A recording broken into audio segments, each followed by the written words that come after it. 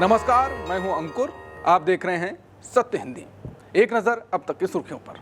पाकिस्तान के कब्जे वाले कश्मीर यानी पीओके में हाल के दिनों में हुए विरोध प्रदर्शनों में कम से कम 9 लोग, जिनमें 3 पुलिसकर्मी भी शामिल हैं, मारे गए। इन घटनाओं के बाद केंद्रीय सरकार की एक प्रतिनिधि मंडल ने गुरुवार को प्रदर्शनकारियों के साथ पहला दौर की बात की। वार्ता के बाद केंद्रीय मंत्री एहसान इकबाल ने मीडिया से कहा कि प्रदर्शनकारियों को ऐसी आग नहीं जलानी चाहिए जिससे हमारे शत्रु देश को फायदा हो। उन्होंने कहा कि हमारा शत्रु देश किसी भी संकट का तुरंत लाभ उठाने से पीछे नहीं रहेगा। हमें ऐसी परिस्थितियां पैदा नहीं करनी चाहिए जिससे पाकिस्तान की छवि खराब हो, वहां अशांति फैले या आम लोगों की जान माल का नुकसान हो। वर्तमान प्रदर्शन लगभग 2 साल से चल रहे हैं। प्रदर्शनकारियों का नेतृत्व ज्वाइंट अवामी एक्शन कमेटी कर रही है, जिसमें छात्र, व्यापारी और पेशेवर शामिल हैं। इनके सामने 38 मांगों की सूची है जो आर्थिक और राजनीतिक मुद्दों से जुड़ी है। भारतीय सेना के प्रमुख जनरल उपेंद्र द्विवेदी ने शुक्रवार को पाकिस्तान को कड़ा संदेश दिया। उन्होंने कहा कि अगर पड़ोसी देश राज्य प्रायोजित आतंकवाद बंद नहीं करता है तो सेना इस बार किसी भी प्रकार के संयम की नीति नहीं अपनाएगी, जैसा कि पहले ऑपरेशन सिंदूर में किया गया था। जनरल द्विवेदी ने चेतावनी दी, इस बार हम वही संयम नहीं दिखाएंगे जो ऑपरेशन सिंदूर 1.0 में दिखाया गया था। इस बार हम ऐसा करेंगे कि पाकिस्तान को सोचना पड़ेगा कि क्या वो इस भूगोल में रहना चाहता है या नहीं। अगर पाकिस्तान इस भूगोल में रहना चाहता है तो उसे राज्य प्रायोजित आतंकवाद बंद करना होगा। भारतीय वायुसेना के प्रमुख air chief marshal Amarpreet Singh ने शुक्रवार को कहा कि मई में भारत और पाकिस्तान के बीच हुई कड़ी लड़ाई के दौरान भारत ने पाकिस्तान के 5 लड़ाकू विमानों को मार गिराया। ये विमान F-16 और JF-17 क्लास के थे। हालांकि पहले भी सिंह ने कहा था कि इस संघर्ष में 5 पाकिस्तानी लड़ाकू विमान और एक अन्य सैन्य विमान गिराए गए थे, लेकिन ये पहली बार है कि जब नई दिल्ली ने विमानों की क्लास का खुलासा किया। भारतीय वायुसेना प्रमुख ने पाकिस्तान के नुकसान का विवरण देते हुए कहा, हमने उनके कई हवाई अड्डों और अन्य महत्वपूर्ण स्थलों पर हमला किया। इन हमलों के कारण 4 स्थानों के रडार, 2 कमांड और कंट्रोल सेंटर, 2 रनवे और 3 हैंगर क्षतिग्रस्त हुए। एयर चीफ मार्शल ने कहा कि उन्होंने यानी पाकिस्तान ने कहा कि हमने इतने जेट गिराए, आपने कुछ नहीं कहा। मैं अभी भी कुछ नहीं बोल रहा और ना ही कुछ बोलना चाहूंगा। अगर वो सोचते हैं कि मेरे 5 जेट गिराए गए हैं तो उनको सोचने दो। अमरप्रीत सिंह ने आगे कहा कि मुझे इस बारे में क्यों बात करनी चाहिए। मैं उसके बारे में आज भी कुछ नहीं बोलूंगा कि क्या हुआ, कितना नुकसान हुआ, कुछ नहीं बताना चाहिए, क्योंकि उनको पता करने दो। हम भी कुरेद के निकाल रहे हैं कि हम क्या कर पाए हैं, तो उनको भी निकालने दो। इसके साथ ही एयर चीफ मार्शल ने पाकिस्तान को हुए नुकसान के बारे में बात की। सोनम वांगचुक की पत्नी गीतांजलि अंगमो ने कहा कि उन्हें अब तक न्यायिक रूप से कोई मदद नहीं मिली। उन्होंने कहा कि सिर्फ एक कॉल आया जिसमें बताया गया कि डीएसपी ने किसी को कहा है कि कुछ लोग सोनम से मिल सकते हैं। मैंने कहा कि ये बात मुझे लिखित में दी जाए, लेकिन मुझे अब तक कुछ नहीं मिला। उन्होंने इसके साथ ही निगरानी और स्टाफ पर बड़े आरोप लगाए। उन्होंने कहा कि उन्हें नई दिल्ली में लगातार फॉलो किया जा रहा है। एक गाड़ी हर जगह मेरे पीछे चलती है। जो स्टाफ हमारे साथ काम कर रहा था उन्हें पुलिस ने हिरासत में ले लिया है। उन पर मानसिक और शारीरिक अत्याचार किया जा रहा है। पिछले दिनों लद्दाख में जेनजी प्रोटेस्ट और हिंसा के बाद गिरफ्तार किए गए सोनम वांगचुक की पत्नी गीतांजलि आंगमो ने सुप्रीम कोर्ट का रुख किया है। उन्होंने वांगचुक की गिरफ्तारी को चुनौती दी है। गीतांजलि आंगमो ने उनकी तत्काल रिहाई की मांग की। यह याचिका वांगचुक पर एनएसए लगाए जाने पर सवाल उठाने के लिए दायर की गई है। गीतांजलि आंगमो ने यह भी कहा कि उन्हें अभी तक हिरासत में आदेश की कॉपी नहीं मिली है, जो नियमों का उल्लंघन है। असम के प्रसिद्ध गायक जुबिन गर्ग के सिंगापुर में निधन के बाद आयोजक श्याम कानू महंता ने शुक्रवार को अपनी सुरक्षा के लिए सुप्रीम कोर्ट का रुख किया। महंता ने कहा कि उन्हें जीवन और व्यक्तिगत स्वतंत्रता के लिए खतरा है। उन्होंने दावा किया कि मीडिया रिपोर्टिंग ने उन्हें गलत तरीके से आरोपों का निशाना बना दिया है और उनके मित्र जुबिन गर्ग की मृत्यु को लेकर झूठी कहानी बनाई जा रही है। महंता ने कहा कि वो अपने प्रिय मित्र के अंतिम संस्कार में शामिल नहीं हो पाए और उन्हें सार्वजनिक घृणा का सामना करना पड़ा। उन्होंने आरोपों को बेतुका करार दिया। उन्होंने मामले की निष्पक्ष जांच के लिए NIA या CBI जांच की मांग की और मीडिया ट्रायल में फंसे बिना न्यायिक प्रक्रिया की अपील की। जम्मू कश्मीर बीजेपी नेता जहांजैब सिरवाल ने शुक्रवार को पार्टी से इस्तीफा देने की चेतावनी दी। उन्होंने कहा कि यूपी के मुख्यमंत्री योगी आदित्यनाथ के बयान और राज्य की पुलिस की कार्रवाई मुसलमानों के खिलाफ पक्षपातपूर्ण और अस्वीकार्य है। सिरवाल ने अपने बयान में कहा कि उत्तर प्रदेश की मौजूदा स्थिति प्रधानमंत्री मोदी के नारे सबका साथ, सबका विकास, सबका विश्वास के बिल्कुल खिलाफ है।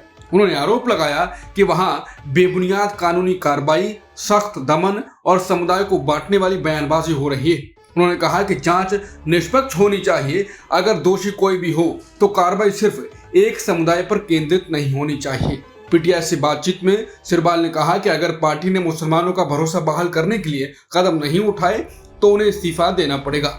बता दें, कानपुर में 4 सितंबर को ईद मिलादुन नबी के जुलूस के दौरान आई लव मोहम्मद के बैनर लगाने पर 24 लोगों के खिलाफ एफआईआर दर्ज की गई। 26 सितंबर को बरेली में नमाज के बाद मस्जिद के बाहर ऐसे ही पोस्टरों के कारण झड़प हुई। पुलिस ने कार्रवाई करते हुए 68 लोगों को गिरफ्तार कर लिया, जिसमें एक मौलवी भी शामिल है। सीएम योगी आदित्यनाथ ने भी कड़ी कार्रवाई करने की चेतावनी दी। हैदराबाद के सांसद और एआईएमआईएम के नेता असदुद्दीन ओवैसी ने कहा कि देश में आई लव मोदी तो बोल सकते हैं, लेकिन आई लव मोहम्मद नहीं बोल सकते। हैदराबाद में एक जनसभा को संबोधित करते हुए ओवैसी ने यह बात कही। संभल मस्जिद मामले का जिक्र कर ओवैसी ने कहा, अब तो हमारी मस्जिद को भी छीनना चाह रहे हैं। हद तो ये हो गई है कि इस देश में आई लव मोदी बोल सकते हैं, लेकिन आई लव मोहम्मद नहीं बोल सकते। कहाँ लेकर जाएंगे इस मुल्क को आप? कांग्रेस नेता राहुल गांधी इन दिनों साउथ अमेरिका के दौरे पर हैं और कोलंबिया से उन्होंने भारतीय 2 व्हीलर कंपनियों की तारीफ की। उन्होंने बजाज पल्सर बाइक के सामने खड़े होकर एक तस्वीर सोशल मीडिया प्लेटफॉर्म एक्स पर पोस्ट की।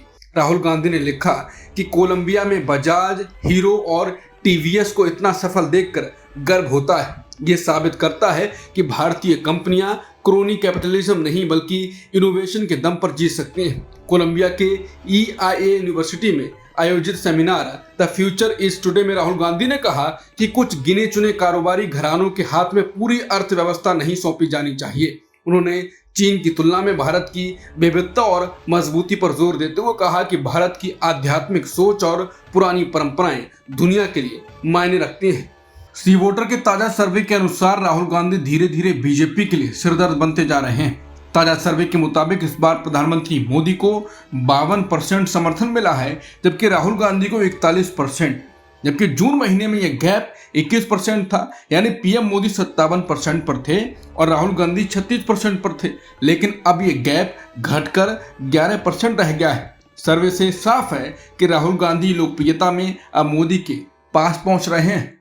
सी वोटर के ताजा सर्वे के अनुसार बिहार में अगले मुख्यमंत्री के तेजस्वी यादव सबसे पसंदीदा उम्मीदवार बने हुए हैं। सर्वे में लगभग 35% लोगों ने तेजस्वी यादव को अगला मुख्यमंत्री बनने के लिए चुना है। हालांकि ये फरवरी से मुकाबले 5% कम है। वहीं वर्तमान मुख्यमंत्री नीतीश कुमार को लोकप्रियता उतार चढ़ाव भरी रही है। सर्वे में उन्हें तीसरा सबसे पसंदीदा उम्मीदवार बताया गया है। लगभग 16% लोगों ने नीतीश कुमार को अगले मुख्यमंत्री के लिए चुना है। सर्वे में एक आश्चर्यजनक बात यह भी सामने आई है कि राजनीतिक रणनीतिकार से नेता बने प्रशांत किशोर की लोकप्रियता तेजी से बढ़ी है। उन्होंने सबसे पसंदीदा मुख्यमंत्री के रूप में 23% वोट हासिल किए हैं। फरवरी में यह आंकड़ा 14% था। बिहार विधानसभा चुनाव से पहले मुख्यमंत्री नीतीश कुमार ने महिलाओं को बड़ा तोहफा दिया। शुक्रवार को उन्होंने मुख्यमंत्री महिला रोजगार योजना के तहत राज्य की 25 लाख महिलाओं के बैंक खातों में कुल 2500 करोड़ रुपए ट्रांसफर किए। हर महिला को 10,000 की आर्थिक सहायता दी गई है। इस कार्यक्रम का आयोजन पटना स्थित मुख्यमंत्री कार्यालय में किया गया, जहां डिप्टी सीएम सम्राट चौधरी और विजय कुमार सिन्हा भी मौजूद रहे। बता दें, इससे पहले 26 सितंबर को प्रधानमंत्री मोदी ने भी 75 लाख महिलाओं के खातों में 7,500 करोड़ रुपए की राशि वीडियो कॉन्फ्रेंसिंग के जरिए भेजी थी। राजनीतिक विश्लेषक मानते हैं कि महिलाओं को दी जा रही ये आर्थिक मदद चुनावी रणनीति का बड़ा हिस्सा हो सकती है। रूस के राष्ट्रपति व्लादिमीर पुतिन ने कहा कि वो दिसंबर की शुरुआत में भारत की यात्रा को लेकर उत्साहित हैं। उन्होंने अपनी सरकार को ये भी कहा कि भारत के साथ व्यापार असंतुलन कम करने के लिए कदम उठाए जाएं, क्योंकि भारत रूस से भारी मात्रा में कच्चा तेल आयात करता है। पुतिन ने ये बात वालदाई डिस्कशन फोरम में कही, जहां 140 देशों की सुरक्षा और भू राजनीतिक विशेषज्ञ मौजूद थे, जिनमें भारत के लोग भी शामिल थे। उन्होंने कहा कि रूस और भारत के बीच कभी कोई तनाव या विवाद नहीं रहा। दोनों देशों ने हमेशा एक दूसरे की संवेदनशीलताओं का सम्मान किया।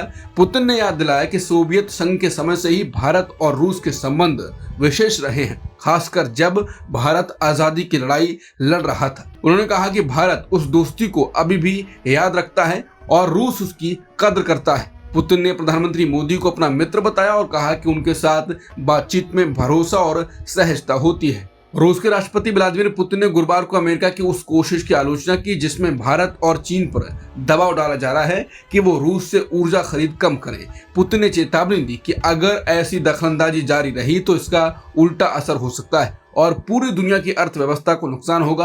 पुतिन ने कहा कि अगर अमेरिका रूस के व्यापारिक साझेदार देशों पर अधिक टैरिफ लगाएगा तो इसका नतीजा ये होगा कि तेल और अन्य वस्तुओं की कीमतें बढ़ जाएंगी। इससे अमेरिकी फेडरल रिजर्व को भी ब्याज दरें ऊंची रखनी पड़ेंगी। उन्होंने साफ कहा कि दुनिया की अर्थव्यवस्था रूसी तेल के बिना नहीं चल सकती। अगर रूस की आपूर्ति रोकी गई तो कच्चे तेल की कीमत $100 प्रति बैरल से ऊपर चली जाएगी, जिसका असर वैश्विक बाजारों पर पड़ेगा। इसके साथ ही रूसी राष्ट्रपति पुतिन ने कहा कि भारत और चीन अपने साथ अपमान नहीं होने देंगे। रूस के राष्ट्रपति व्लादिमीर पुतिन ने अमेरिकी राष्ट्रपति ट्रंप के उस बयान पर प्रतिक्रिया दी है जिसमें उन्होंने कहा था कि रूस पेपर टाइगर यानी कागजी शेर है। पुतिन ने सुरक्षा एवं भू राजनीतिक मामलों के विशेषज्ञों के बीच चर्चा के दौरान कहा कि हम पेपर टाइगर हैं। अगर हम पेपर टाइगर हैं तो फिर नेटो क्या है? पुतिन ने कहा कि हमारे लिए सबसे जरूरी चीज अपने कॉन्फिडेंस को बनाए रखना है और हम कॉन्फिडेंट हैं। बता दें, बीते दिनों ट्रंप ने एक सोशल मीडिया पोस्ट कर रूस को पेपर टाइगर कहा था।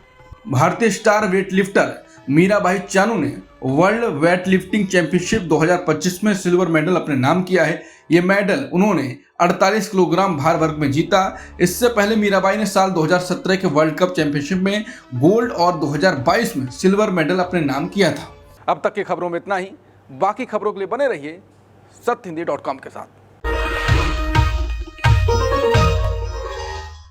Copyright disclaimer under Section 107 of the Copyright Act 1976. Allowance is made for fair use for purposes such as criticism, comment, news reporting, scholarship, and research. Fair use is a use permitted by copyright statute that might otherwise be infringing.